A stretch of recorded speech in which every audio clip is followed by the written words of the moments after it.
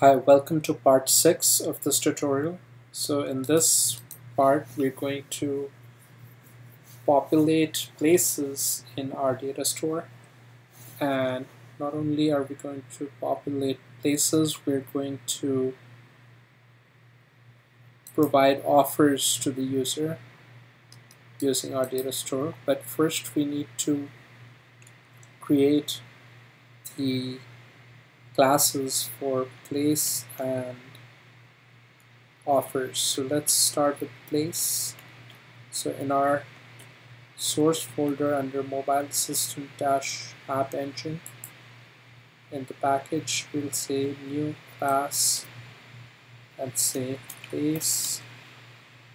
So we have place.java. We need to add the boilerplate code from our phase 1 snippets. So under phase 1 snippets, copy place.java and paste it in here. So this contains just the plain old Java object. So it's just getters and setters for the properties. Now the next step is to generate the place endpoint. So we can do that using the entity class design pattern. So let's do that. So you right click on the class, say Google, generate cloud endpoint class. So it generates place endpoint. Now we need to use the entity class design pattern to generate the endpoint library. So we right click on the project and say Google, generate endpoint client library.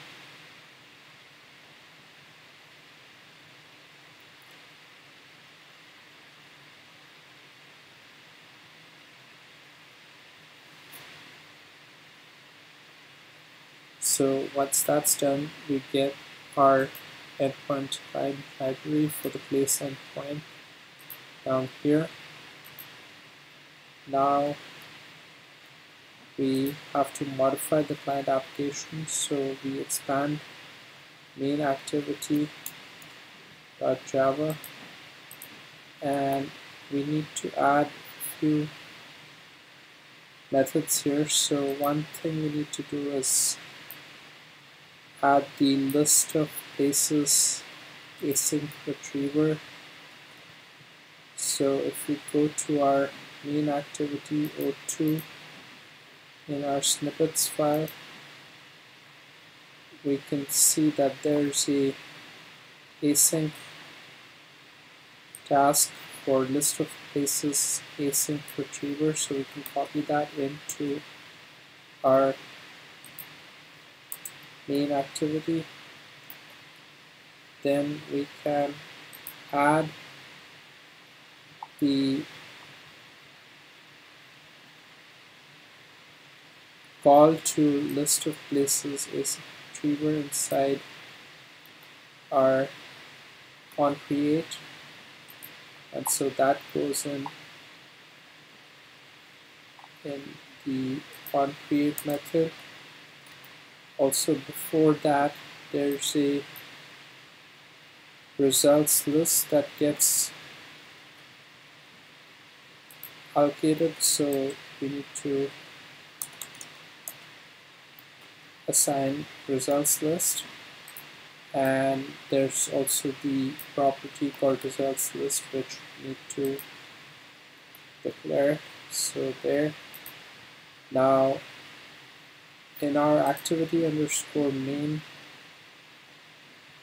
.xml in res layout activity underscore main, there's no field called results, so we can change this to results.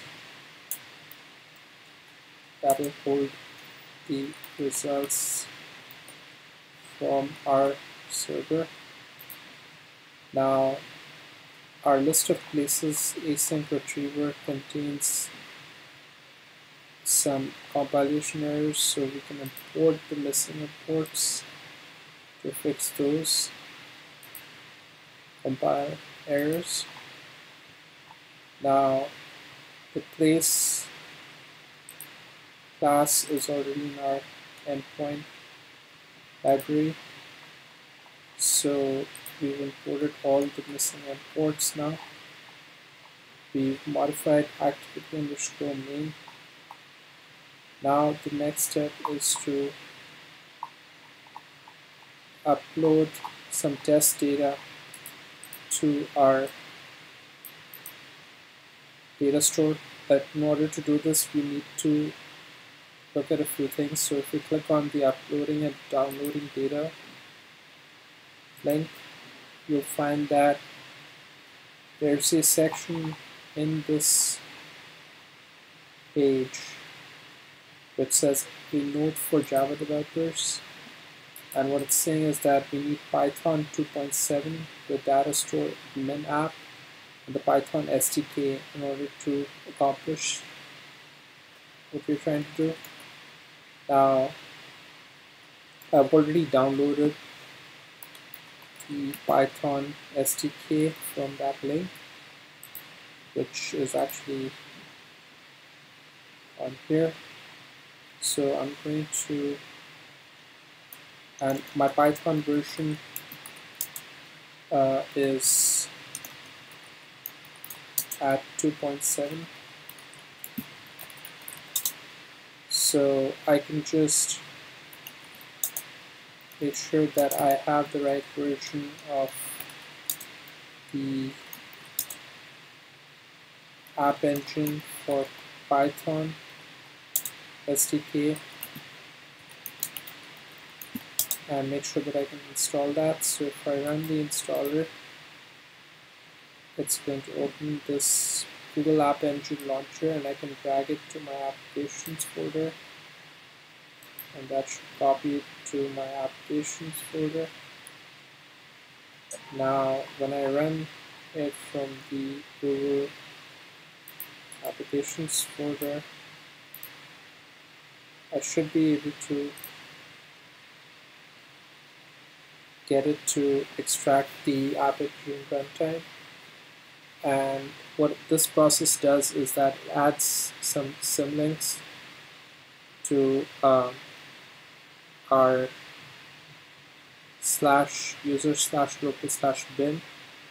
So what it did was that it's asking if you'd like to add symbolic links for these programs, such as app server.py in user local bin. So we can say OK, ask for the password. So once that's done, it's going to add those symbolic links, and that should help us out. Now if we go back to our scripts folder, we should have a script, or we need to build a script to do this uploading of test data. So we can create a file called upload data.sh, and it's going to be a shell script, and we can simply copy the command that's in that file, except that we need to make sure that we copy it correctly. So when we copy it and paste it, we don't want to leave any blank lines or hanging arguments. So make sure that it's copied correctly. Hit save. Now in our scripts folder, we have an upload data.sh folder file. That shell script takes two arguments, the name of the file and the entity name. So we need to copy the test data, which is places.sh, to our scripts folder. So the test data is actually in the mobile assistant data folder, so we can copy it from here places.sh, which is basically just a CSV file. So copy the places.csv and paste it. Now the other thing we need is our bulk loader.yaml. So our appconfig.py Python script calls the bulk loader.yaml with the URL that we're sending it to, and the YAML is the configuration file. So we need to make sure that it contains the correct configuration. So just make sure that it looks okay and save it. So now in our scripts folder we have 3 files: the shell script, the bulk loader.yaml configuration, and this CSV file. Now we should be ready to run the script, but we need to check for a few more things. So one thing that we need to do is make sure that we modify the web.xml and reference the remote API servlet so that there's a routing from the API servlet to the URL. So it's basically just a routing that's defined in our web.xml. We'll call it a servlet mapping, but basically what it's saying is that it looks for /remote API and it routes it to the right servlet. So we're going to copy that and paste it in our web.xml in our mobile assistant -app engine. So basically just look for webinf web.xml and paste the mapping anywhere in the web.xml. So now we have a remote API servlet declared as a servlet and a mapping for the remote API servlet with /remote API listed on there. So now it wants us to upload our test data, but we need to do step 3 from the test client and backend communication. So let's make sure that we've done that step. So essentially we need to run the mobile assistant app engine project, and we need to run the mobile assistant app engine mobile assistant client in debug mode. So let's do that. So let's make sure we refresh everything. Refresh the mobile assistant app engine project and run debug as web application. Wait for the server to start up, and once the dev app server is running, just refresh the admin console to make sure that the entities are still listed.